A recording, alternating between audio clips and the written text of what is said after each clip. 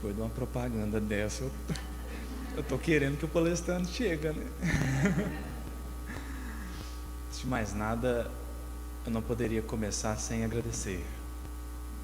Agradecer a confiança, agradecer ao convite, agradecer a presença de todos. É sempre muito bom poder conhecer uma casa nova, poder fazer novos amigos.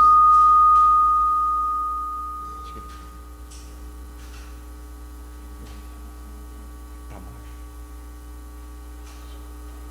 Vocês me ouvem bem? A gente poder fazer novos amigos, poder reencontrar pessoas queridas, é sempre muito oportuno. E eu fico verdadeiramente feliz. Eu amo estar aqui. Não é nem um pouco penoso. E posso subir só um pouquinho aí? Acho que é só virar aqui em cima. Aí fica melhor? Assim. E sobretudo pelo tema, Jesus, guia e modelo da família. Queria lembrar, antes de mais nada, a questão 625 do Livro dos Espíritos, para que a gente possa iniciar a nossa reflexão percebendo o que o da família quer dizer. A questão 625 do Livro dos Espíritos é: qual o tipo mais perfeito que Deus tem oferecido ao homem para lhe servir de guia e modelo? O homem aqui quer dizer ser humano. Eu acho muito interessante quando a gente olha, por exemplo, uma pergunta inteligente, uma pergunta que foi pensada, uma pergunta que foi refletida. Já é uma grande lição pensar sobre o que não está escrito, para além do que está escrito, o que não está. Por exemplo, a primeira questão do Livro dos Espíritos é: que é Deus? E aí, uma vez conversando com um amigo, ele falou assim: é interessante a gente pensar qual não é a primeira questão, e que poderia ser. Por exemplo, a primeira questão do Livro dos Espíritos poderia ser: Deus existe? O que seria um contrassenso. A primeira pergunta não quer saber se Deus existe ou não. A primeira pergunta, ela parte do princípio que Deus existe. Isso já é uma lição. Porque se Kardec perguntasse: Deus existe? Alguém poderia se perguntar: mas ele está questionando isso para quem? Se ele duvida que Deus existe? E nesse sentido, na questão 625, qual é o tipo mais perfeito que Deus tem oferecido ao homem para lhe servir de guia e modelo, chama a atenção aqui para nós que Kardec tenha utilizado o homem, ou o ser humano, que talvez fosse uma tradução mais adequada para os dias de hoje. Ele poderia ter usado outros termos. Por exemplo, ele poderia ter perguntado à humanidade, o que aparentemente daria no mesmo. Qual o tipo mais perfeito que Deus tem oferecido para a humanidade, para lhe servir de guia e modelo? Só que talvez, se essa fosse a pergunta, a gente se daria um direito, que muitas vezes a gente se dá, de transferir para os outros a responsabilidade de seguir o guia e modelo, e dizer assim: nossa, esse povo não segue o guia e modelo, essa humanidade é um problema, eles não seguem Jesus como eu sigo. Mas quando Kardec coloca o homem ou o ser humano, ali ele chama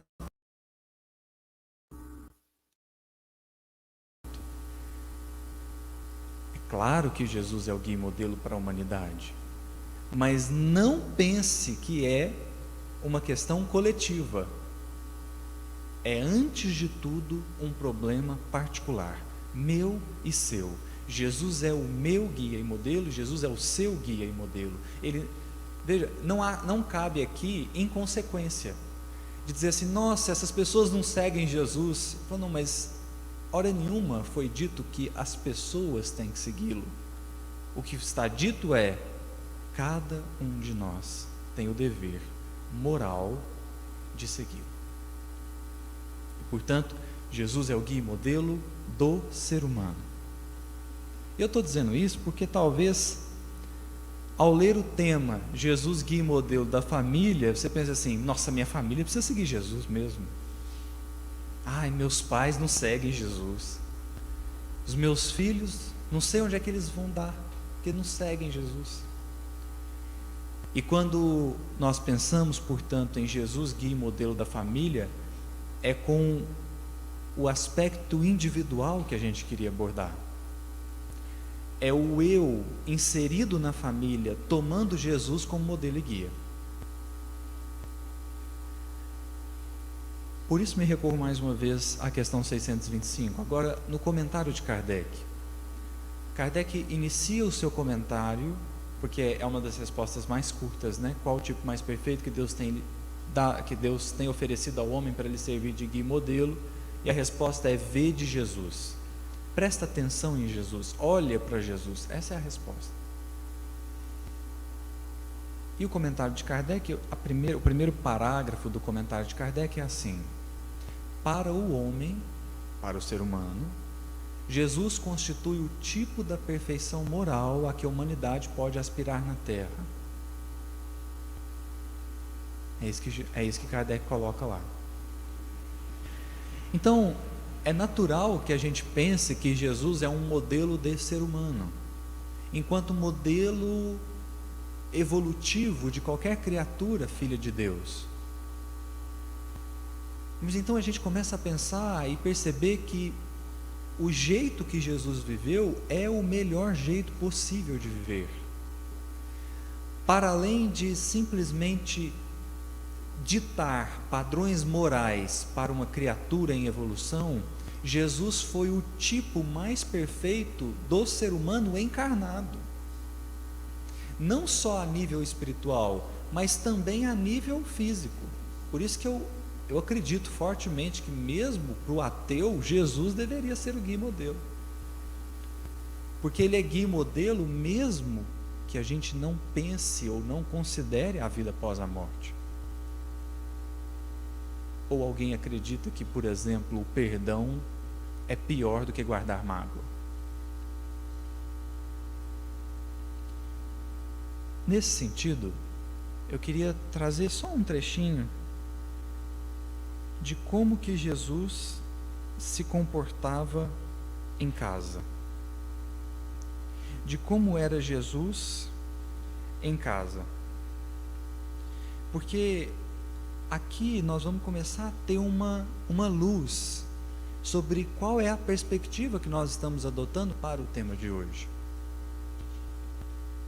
É um trecho bastante conhecido, eu vou ler só uma parte, que é o livro Boa Nova, capítulo 2. Na verdade o tema ali principal é Jesus e o precursor. Ele vai falar de Jesus e João Batista. Mas há um momento em que Maria, mãe de Jesus, está conversando com Isabel, mãe de João Batista, ou Elizabeth, dependendo da tradução. Maria vai ao templo, muito ali vinculado por causa da prima, né, Isabel. Maria vai ao templo para conseguir uma posição para Jesus. Jesus já tinha ali 12 anos, que era a maioridade para a época, e que, portanto, Maria já se preocupava com o futuro do menino, que é muito justo. Ela vai, até consegue uma posição para ele. Quando ela volta, aí Jesus está na porta esperando ela, e ele diz assim para ela: mãe, toda preparação útil e generosa do mundo é preciosa. Entretanto, eu já estou com Deus. Meu Pai, porém, deseja de nós toda a exemplificação que seja boa, e eu escolherei desse modo a escola melhor. Então, veja, o que Deus quer de Jesus? Meu Pai, porém, de Jesus e todos nós, meu Pai, porém, deseja de nós toda a exemplificação. Então não é alguma exemplificação, é toda a exemplificação. Aí Maria está descrevendo agora como é que foi depois dessa conversa. No mesmo dia embora soubesse das belas promessas que os doutores da lei do templo fizeram na sua presença a seu respeito, Jesus aproximou-se de José e lhe pediu com humildade o admitisse em seus trabalhos. Desde então, como se nos quisesse ensinar que a melhor escola para Deus é a do lar e a do esforço próprio, ele aperfeiçoa as madeiras da oficina, empunha o martelo e a enxó, enchendo a casa de ânimo com a sua doce alegria. Esse é o Jesus encarnado na família.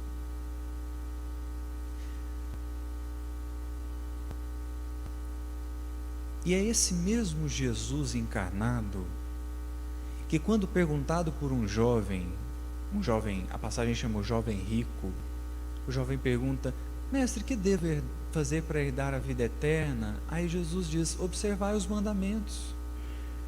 E ele então pergunta: quais mandamentos? Jesus cita alguns. Curiosamente, um dos que aparece lá é: honrarás o teu pai e a tua mãe. E esse mandamento, ele chama a atenção por dois motivos. O primeiro motivo é porque, se você pegar a lista dos 10 mandamentos, você vai ver que 8 deles começam com a palavra não. Não terás outros deuses diante de mim, não adulterarás, não furtarás, falso testemunho, né? não prestarás falso testemunho, e assim vai. Só 2 não começam com a palavra não. Um que é sobre guardar o dia de sábado, em que Deus ordena para que se tenha um dia separado para Ele. E o outro é: honrarás a teu pai e a tua mãe. Só que, ainda assim, dos 10, só um tem uma promessa, que é esse: honrarás o teu pai e a tua mãe, para que vivas longo tempo na terra que o Senhor teu Deus te dará. É o único que há uma promessa e uma recompensa. É claro que, num primeiro momento, era mais não do que sim. Era mais sobre o que não fazer do que o que fazer. Certa vez, conversando com Elahá, ele diz assim: a primeira revelação é o que não fazer, a segunda revelação é o que fazer, e a terceira revelação é o porquê fazer. Moisés trouxe o não como movimento pedagógico, Jesus trouxe o que, avançando na pedagogia, e o Espiritismo, não adicionando nenhuma moral nova, trouxe a profundidade do porquê fazer. Então Jesus, ele se refere ao mandamento do honrarás teu pai e tua mãe, como a lembrar: olha, esse é um dos principais mandamentos. Porque o pai e a mãe fizeram por nós algo que, considerando essa encarnação deles, nós não poderemos retribuir. Sem que a minha mãe desencarne e reencarne, eu não posso me tornar pai dela. Então, aqui nessa existência, eu tenho um débito com a minha mãe que é impagável. O que eu vou fazer? Ainda que possa existir, e existem casos em que pai e mãe não cumpram os seus deveres segundo se espera. O fato é que, independente se acertaram ou se erraram, nós estamos aqui. E se aqui estamos, é porque, apesar de alguns equívocos, alguns desvios, alguns problemas, está dando certo. Então, o honrar pai e mãe, Kardec vai dizer no capítulo 14 do Evangelho segundo o Espiritismo, honrar pai e mãe é mais do que amá-los tão somente. É assisti-los nas suas necessidades, é dar a eles um pouquinho do supérfluo que se possa ofertar. Justamente por ter essa noção, há uma dívida aí, entre aspas, impagável.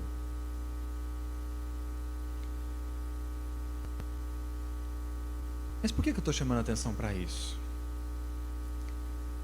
Porque o mesmo Jesus que declinou a tarefa pública a princípio, O mesmo Jesus que disse e que preencheu a casa de bom ânimo com a sua doce alegria, que disse para Maria que a melhor escola é o lar, esse mesmo Jesus que passou 30 anos, ou não sei, 35, depende aí de como a gente quiser considerar essa questão do nascimento, esse mesmo Jesus passou 30 e poucos anos no lar, sem nenhuma atividade pública.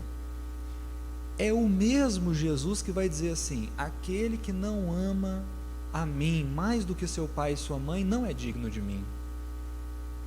Aí você fala assim: não entendi. Mas é para honrar, é para auxiliar, é para amparar ou é para abandonar? Por amor a Jesus, eu posso abandonar meu pai e minha mãe? Kardec vai fazer uma análise muito boa sobre isso, porque ele diz assim, que quando Jesus fala, né, aquele que não abandonar seu pai e sua mãe, por mim, não é digno de mim. Kardec fala assim, olha, por muito menos a gente abandona o pai e mãe, entre aspas. O filho sai da casa dos pais por muito menos. Às vezes o país entra em guerra, ele é chamado para ir para a guerra e ele larga tudo para trás e vai. Por que por Jesus não poderia ser? Mas ainda assim parece uma contradição, porque Emmanuel vai dizer no livro Pão Nosso, capítulo 117, ele inicia o capítulo escrevendo assim: a luta em família é problema fundamental da redenção do homem na terra. Você quer se redimir nessa existência? Olha para o teu núcleo familiar. Mais ou menos isso que Emmanuel está dizendo. Porque é o problema fundamental da redenção do homem na terra. Como a dizer que é ali no núcleo familiar que nós vamos ser estressados nas nossas habilidades e capacidades. É no núcleo familiar que nós vamos ser levados ao limite, porque só cresce quem supera o próprio limite. Então é claro que o núcleo familiar será ao mesmo tempo fonte de bênçãos e fontes de desafios. É preciso que assim seja.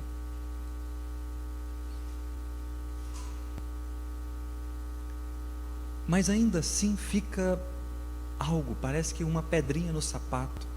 Como assim abandonar pai e mãe? Como é que é o mesmo Cristo que lembra o honrarás teu pai e tua mãe, que lembra e que exemplifica em casa o amor ao pai, a reverência ao pai e à mãe?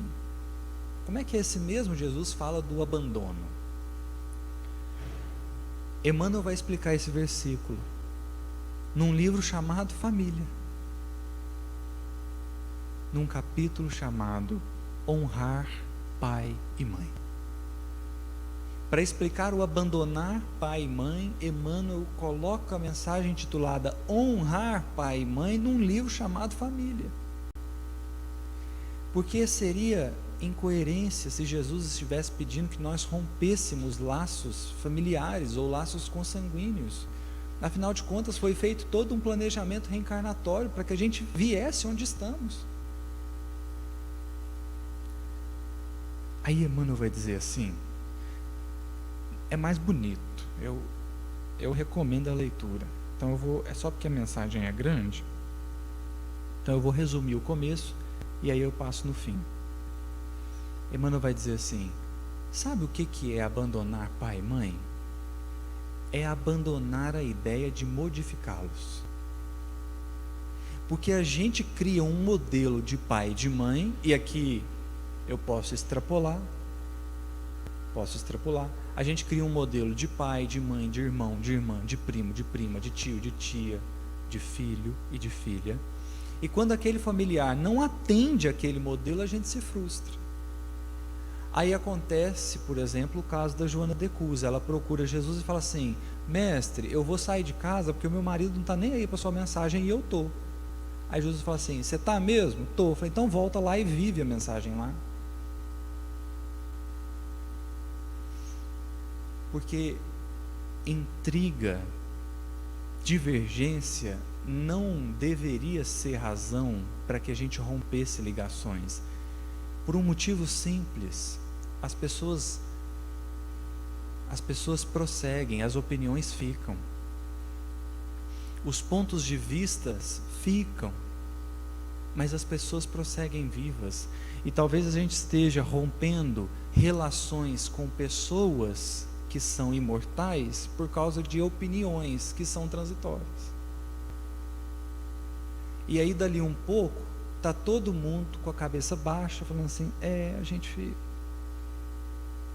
desistiu, né? Olha o que Emmanuel vai dizer. Devemos sim renunciar ao egoísmo de guardá-los, aqui eu posso falar dos familiares, de guardá-los por escravos de nossos caprichos no cotidiano, a fim de que lhes possamos dignificar a presença com a melhor devoção afetiva, perfumada de humildade pura e de carinho incessante. Isso que é abandonar pai e mãe, irmão, irmã, filho, filha.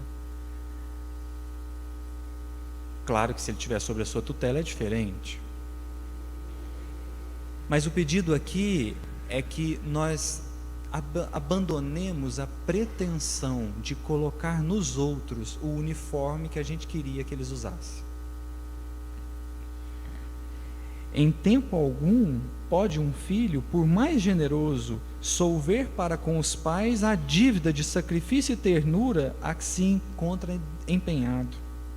A terra não dispõe de recursos suficientes para resgatar os débitos do berço, no qual retornamos em nome do Criador para a regeneração ou elevação de nossos próprios destinos. Todos os avanços, todos os momentos felizes, todos os relacionamentos que nos fazem bem e nutrem a alma, tudo de bom e tudo de crescimento que a gente tem nessa existência só é possível porque existe um núcleo familiar que nos acolheu. Existe um núcleo familiar que nos acolheu. Lembra-te ainda do Mestre incomparável, confiando a divina guardiã de seus dias, Maria, ao apóstolo fiel, João, diante da cruz. E não te creias em nome do Evangelho, exonerado da obrigação de honrar teus pais humanos em todos os passos e caminhos do mundo, porque no devotamento incansável dos corações, que nos abrem na terra as portas da vida, palpita em verdade o amor inconcebível de Deus. Os pais são ou deveriam ser a representação do amor divino, e se assim não conseguiram cumprir a missão, isso diz mais deles do que de nós.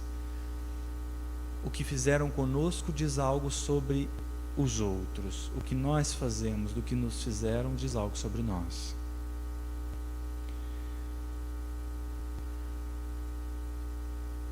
De modo que Jesus, ele cuidou do próprio lar antes de pretender qualquer atividade externa. Não porque o lar precisa estar tudo bonitinho para a gente poder fazer alguma coisa fora. Não é isso. Mas é porque, em verdade, nós somos colocados com as pessoas exatas. E se a gente tiver que escolher entre elas e outras, que nós escolhamos elas. Porque significam para nós a tarefa mais importante. Significam para nós a tarefa primordial. Sobretudo quando a gente está falando de casamento. A Bíblia diz que o homem só pode abandonar a casa dos pais na ocasião do casamento, demonstrando que a família que ele constitui depois, ela talvez é mais importante do que a que ele nasceu. Mas pensando em Jesus como guia e modelo da família, ou Jesus como guia e modelo para nós na família, há uma outra mensagem que não está diretamente ligada ao tema, mas eu queria que a gente passasse nela pensando nesse tema. A mensagem é Lei e Vida, está no livro Ceifa de Luz. Emmanuel vai pegar um versículo do Sermão do Monte, que é aquele versículo em que Jesus diz assim: eu não vim para destruir a lei, eu vim para cumpri-la. E o cumprir aqui é o dar preenchimento, porque a lei era um conjunto de teorias sem vida. Jesus deu vida para a lei. Jesus viveu os 10 mandamentos. Jesus demonstrou os 10 mandamentos. Então ele deu preenchimento. E aí Emmanuel vai destacar um versículo da lei: não matarás. E ele vai explicar o que é o não matarás. O mandamento é simplesmente não matarás, ponto. E é surpreendente porque o povo judeu conseguiu deturpar isso tudo, né?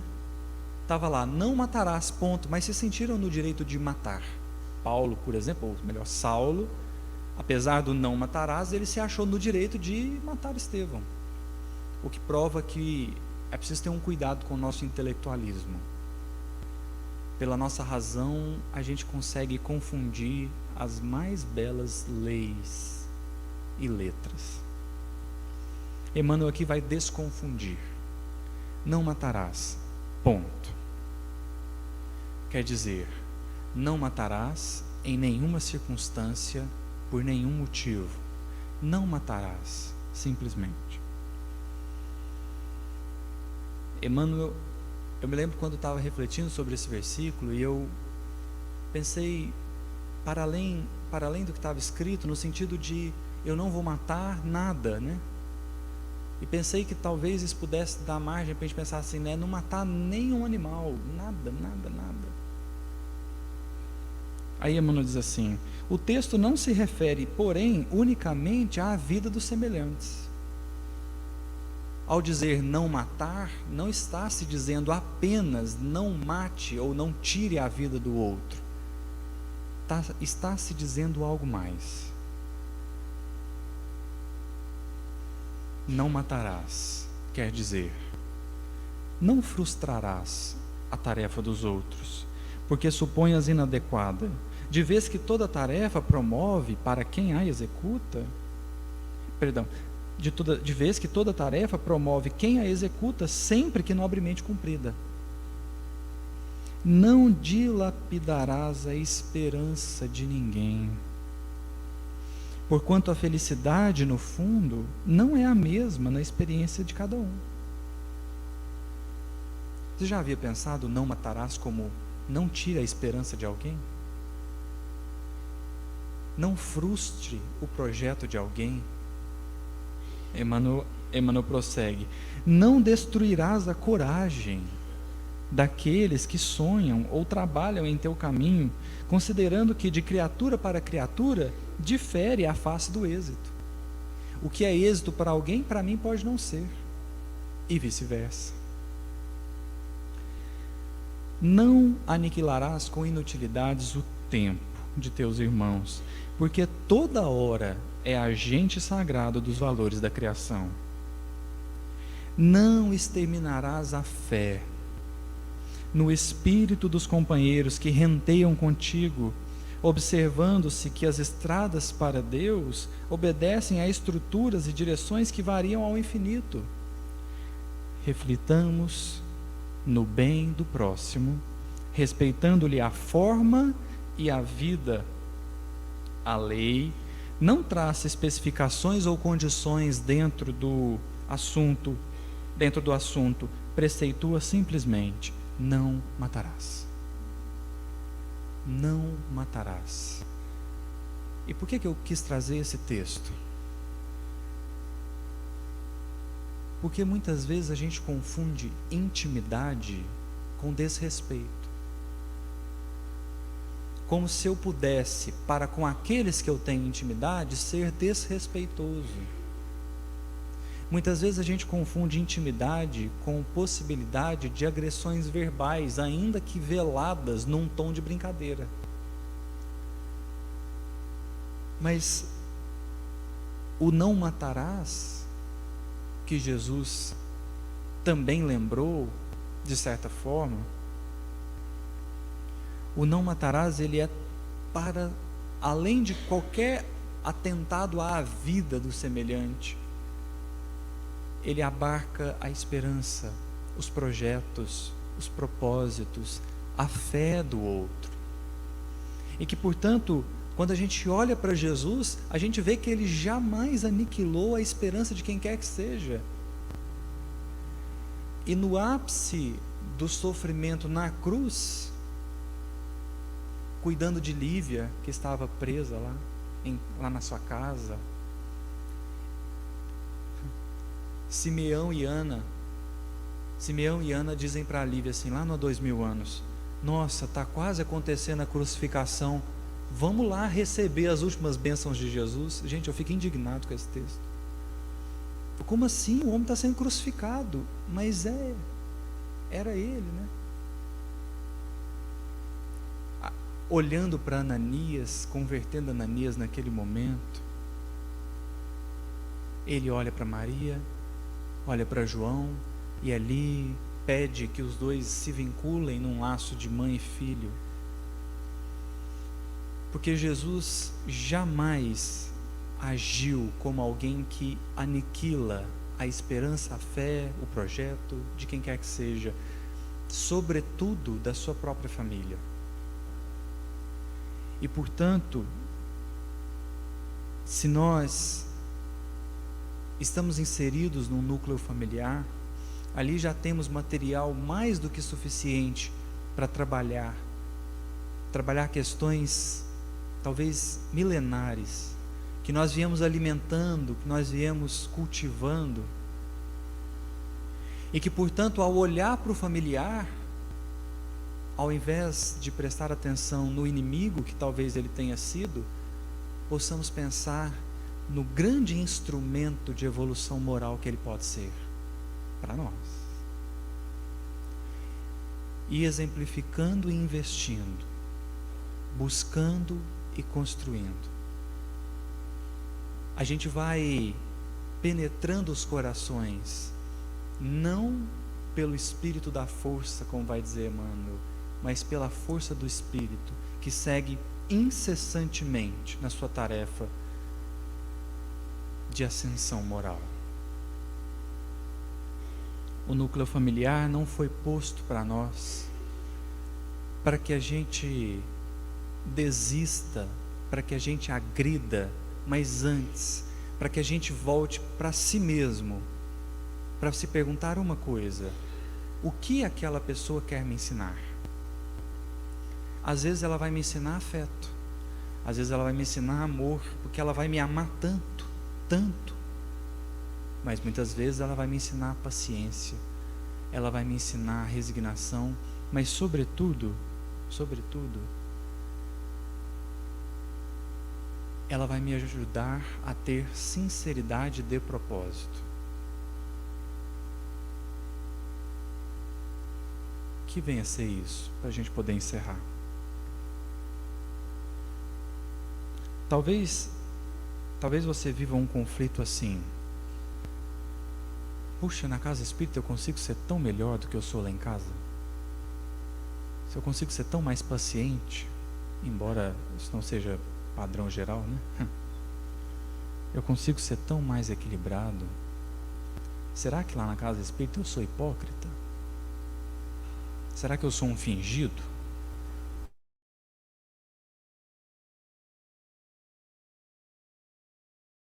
Você só vai conseguir decidir isso na sua família. Por quê? Aqui, ou no seu trabalho, ou em qualquer outro ambiente que você passe pouco tempo, você não vai conseguir determinar se você está sendo sincero ou se você está pondo uma máscara da bondade. Você não vai conseguir determinar se você está agindo verdadeiramente com o propósito do bem, ou se você está só fazendo de conta que é melhor do que é, porque afinal de contas é por umas 2 horas só, dá certo. O único jeito de a gente perceber se aqui dentro nós somos hipócritas ou aprendizes é observar como nós somos dentro de casa.